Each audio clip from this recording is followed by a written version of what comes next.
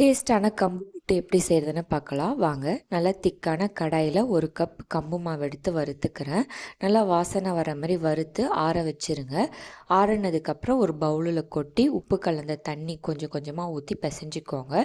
மாவு பிசைஞ்சிட்டு கையில் இந்த மாதிரி பிடிச்சி உடையிற மாதிரி இருக்கணும். இதுதான் பதம். இப்போ மாவை நல்லா பிசைஞ்சு அழுத்தி வச்சுருக்கேன். இந்த மாதிரி அழுத்தி 10 நிமிஷம் வச்சுருங்க. 10 நிமிஷத்துக்கு அப்புறம் நல்லா உதிர்த்து விட்டுக்கலாம். உதிர்த்து விட்டதுக்கப்புறம் புட்டு குழாயில் மாவு கொஞ்சம் தேங்காய் கொஞ்சம் வச்சு வேக வச்சுக்கலாம்.